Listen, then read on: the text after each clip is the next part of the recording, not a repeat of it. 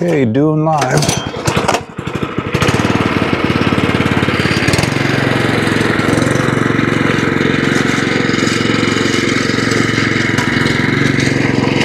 Just more tenacity updates. I got a putting green mow because I'm mowing it every day. Because I'm just really trying to train this thing.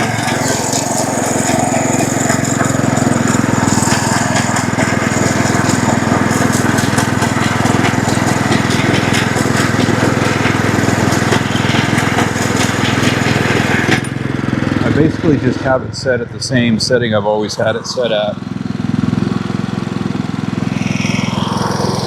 And I'm doing the 1.6 because that just seems to be a pretty good level here.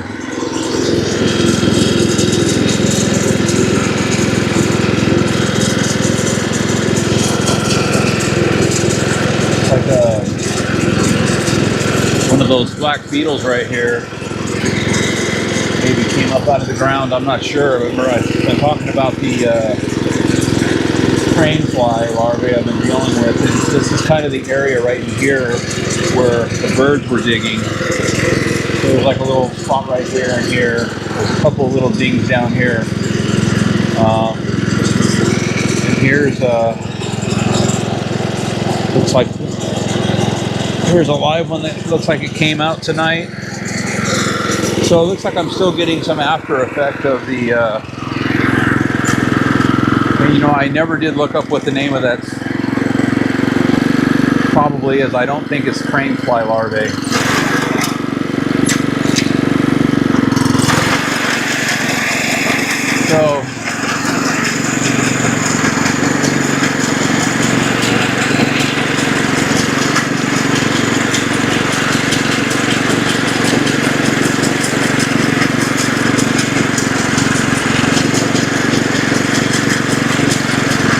So I really wanted to mow the Kentucky Bluegrass. So if you see, look right here.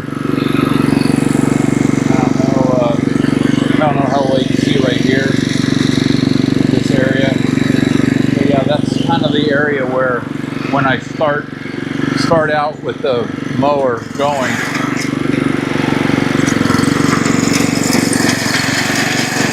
kind of makes a little skid mark in the grass.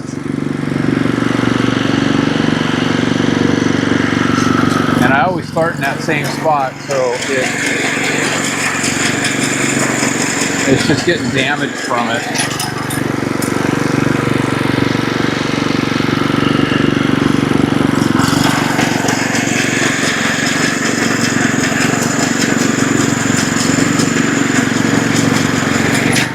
You know, maybe you're wondering why is some crazy old guy out mowing his putting green at 7:30 at night. I'm streaming it live. You know, I get comments from some people, they really enjoy the videos, and you know, for me, I mean, even if one person likes it, you know, like I started this back when I was just kind of showing off. I had some family visiting in town, and I wasn't necessarily showing off my lawn, but you know, I mean, it's here, they see it, and then, you know, they gravitate over towards it. And they were like, you know, it'd be really cool if like we could just kind of see how you take care of your lawn. You know, I have a friend back home, you know, that would, you know, probably be interested in doing something like this. And I started thinking, you know, maybe I just do my own little private little internet YouTube thing. You know, I was kind of at that point in my research where I was really starting to figure out, you know, more of what reality was in lawn care and taking care of, you know, grass like this. And I was like, yeah, you know, I'll do this, and you know, I'll get a few of my family members that, you know, that are interested in watching and learning and stuff like that. Because, you know, everybody who has a yard, you know, a lot of people, you know, want to have a nice yard. And they want to learn, how do you take care of a yard? I mean, I never really thought about how much people knew about what it takes to have a nice lawn, and how easy it really is. And it was when I started talking to people, that would come up and ask me about my lawn, or ask a question, or somebody would say, hey, I'm kind of having this problem in my lawn, do you know how I can take care of this? Things like that started just kind of popping up towards me. And I never really realized, I mean, I've always taken care of lawns all my life. I started when I was a kid. My family bought a new house, and it had no yard, it had no anything. My dad didn't know anything about starting a yard, but my dad was, he was one of those kind of guys where, he was like an engineer. So if he didn't understand something or know how to do it, he would learn about it. And that's what he did. He learned about the whole shebang, about putting in grass and sprinkler system and, all this stuff. And, my dad was big on ammonium sulfate. That was his thing. Let's get this grass looking good. Let's add some more ammonium sulfate. It's time. And I never really understood that as a kid. I understand it now, but that's all I ever did growing up. When I had my own house and I was, starting to do my own lawns and stuff like that, I always went back to adding ammonium sulfate. And then, when I moved up here to Washington, it's a lot different ballgame up here, with some things. I grew up in California, so, it's always nice down there. You always have a nice yard. It's pretty easy. The weather's always pretty nice. Up here, man, you have all these different, conditions, weather, and then the moss. I didn't know how to deal with the moss. And I got frustrated with it. And I've talked about this in other videos. I've talked about, everything. My whole lawn care journey all my life. And, growing up in a town, and, we didn't live on the golf course, but my grandparents lived on, like the 7th fairway, and, growing up as a kid, I just kind of took it for granted that they lived there, but I always got to ride my bike across the golf course, and I just loved, the grass and how nice it looked, and I just always wanted to have that kind of lawn. And now that I have it, I just want to maintain it, but I wanted to learn, the proper way to maintain it. And that's where I learned that ammonium sulfate, although it can be your friend, it can also be your enemy. And one of the things I learned about dealing with moss, and this is kind of the area where I really started to understand just a little bit more about certain things, because I'd ripped my yard out like 4 or 5 times in the 20 years I've lived up here. And all because of moss, because I couldn't get rid of it. And it wasn't until like 3 or 4 years ago that I started learning that, a lot to do with moss out here in Washington is not only the weather, the wetness, the lack of light, the shade areas, but it was also soil pH. And a lot of people, and even me, I really don't care about soil pH on the nutrient side of things. I only care about soil pH on the moss side of things. I haven't had moss in my lawn ever since I started learning the technique of, ammonium sulfate, what it does. It lowers your pH really drastically. Now, urea also lowers the pH, but it's not so drastic. And, I kind of, figured out and understood that it was sulfur it's lowering your pH, and just all these different things. Ammonium is lowering your pH in your soil.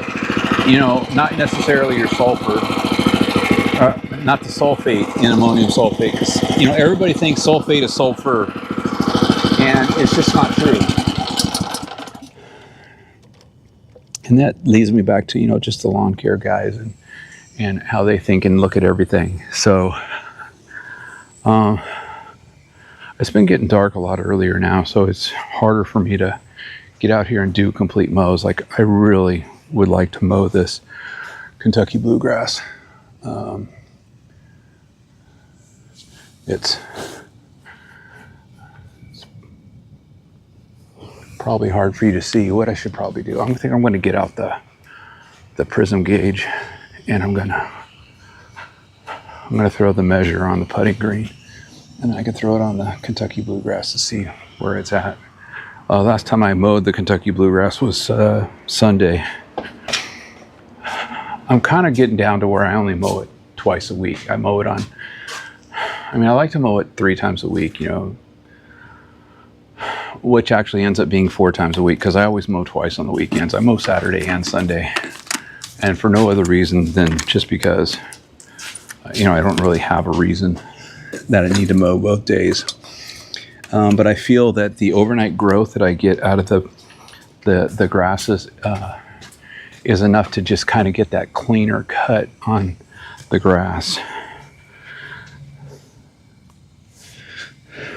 All right.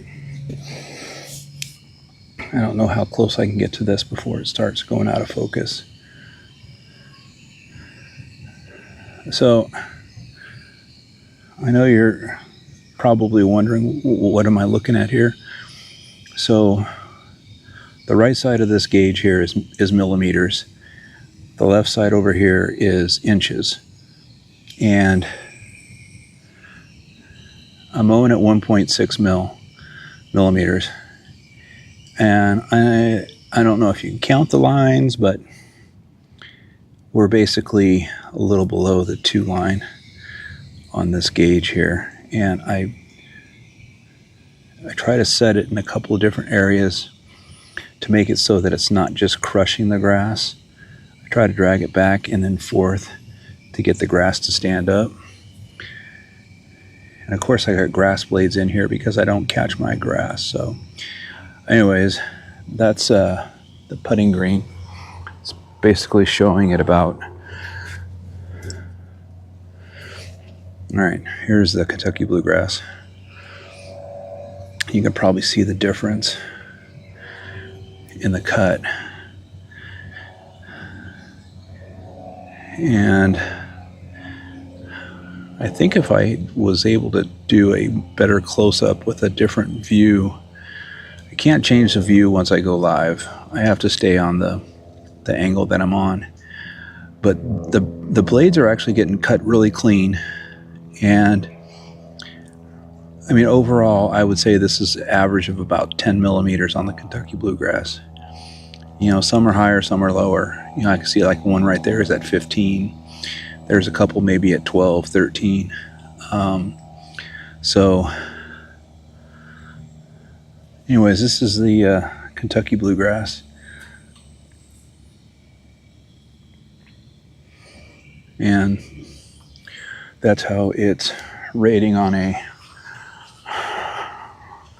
this is basically what golf courses use. When I was learning from a golf course superintendent about measuring grass height, he pulled one of these out. And the one he had was a little bit smaller. But he was showing me how he looks for the stragglers, the unevenness in the cut, whether some are longer than others. And, because I don't have an actual pro action, greensmaster or Toro, whatever, greenskeeper, my mower doesn't cut as good. It's not, my mower is not, McLean is not a high quality mower. So,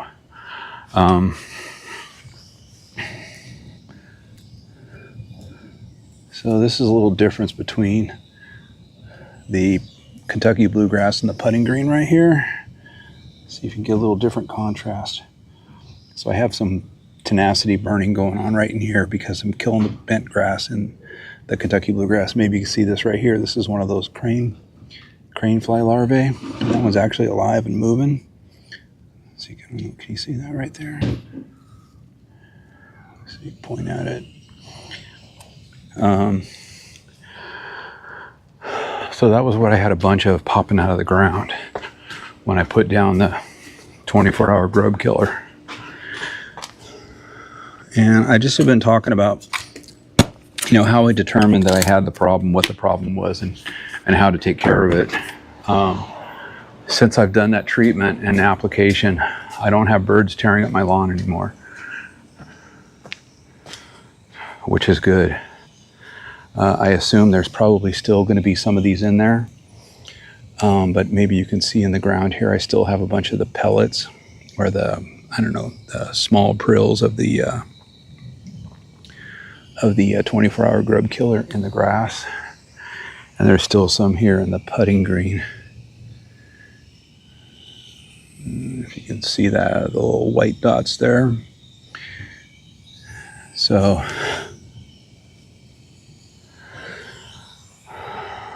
that's that. As far as the tenacity goes, yeah, I really feel like I failed on the second application I did last, well, it's been almost it's been 10 days, 9 days, because I did it a week ago Sunday.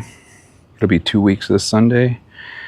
And you can just kind of see here, it's not actually doing as much damage on the Bentgrass as it did on my first application. And what I did and how I failed was I watered it in way too quickly. Because I didn't think about before I applied it and put nitrogen in with the mix. I should have applied the tenacity, let it sit for 4 hours, then applied nitrogen on top of it. I'm applying nitrogen in bigger doses because I need to push out that growth. And I'm really trying to push this Bentgrass out. So anyways, that's, I'm definitely gonna have to do one more application, maybe 2 now. So you can see along here, these areas here between the Kentucky Bluegrass and the Bentgrass on this side. And I talked about this, so I have a bigger area of Bentgrass on this side of the putting green, and then this putting green over here. I think if I do it this way, it shows a little bit better. I couldn't tell in the camera that way. So yeah, so the putting green over here, lighter green, and then the regular 6mm Bentgrass on this side, a little darker. And I would say if you grew the Bentgrass a little longer, it would probably get a little bit darker. It's already getting really dark here. So my plan now is this weekend, I just got my new Sunjoe dethatcher. I'd mentioned I'd burn up my other one. I had it for like 4 years. And besides doing my yard, I've done a lot of other renovations with that thing, and I really just beaten it to death. Rocks and everything like that. So I really feel like I got my money's worth out of it, what I used it for. If I just used it in my lawn and didn't beat it up in soil with rocks and stuff like that, I think I probably might have got some more use out of it. But I'm going to dethatch and scarify the Kentucky Bluegrass to kind of work some of this Bentgrass out while it's in this stage. I'll probably do it again in 2 weeks, trying to get this Bentgrass out of here. And then I'll probably do one more application of tenacity in 4 weeks, and then hope that that kind of gets me into fall, and I'll start doing some pre-emergent because I have a pre-emergent plan to do on a bunch of yards, my yard and some neighbors' yards, and starting to try to control the POA around here because it's just really bad in the neighborhood. I get a lot of it along the edge of my sidewalk. That's where it seems to start. And that was what I really noticed was the seeds blow up and then they get caught. You see, like, look, here's one right here. There's a little piece of POA. This is what I look for. And, you know, when I'm, this might be a little piece, I don't know. And this is, I just walk my yard and I look for seed heads and POA, and I can tell when I start pulling it if it's POA or not, because it comes out so easy. If it's bentgrass, it doesn't come out easy. But anyways, yeah, all along this edge here, POA would start growing along the edge of the sidewalk here. So one thing, and this is why I keep saying, you know, you really need to be on top of your sprinklers if you have a sprinkler system. So somebody messed with the sprinkler, and I think somebody messed with it because this thing was, this stopper here, this thing that turns it back and forth, was on this side over here. So it's like somebody had to move that or change that to get that over there. So somebody, I assume it was maybe kids or something. I don't know. I just installed this because I was having a problem with this sprinkler. So yeah, this morning when I was leaving for work, I had watered this morning, and the whole street was wet. And that's how I found that sprinkler. And the only reason I knew it was bad was because the whole street was wet. It wasn't like that the other day, because when I last watered on Sunday, they were all working fine. So something happened. I don't know what. Anyways, go ahead and end it there. I think I've rambled on long enough talking about stuff. A little shot of the McLean and the roller. And that's it. All right. Probably be back tomorrow night with another update. Just trying to follow the tenacity and the mowing action that I do. So there's a last little look at the lawn here. I've got the brightness turned up a little bit because of the darkness, or just how low the sun is. So that's what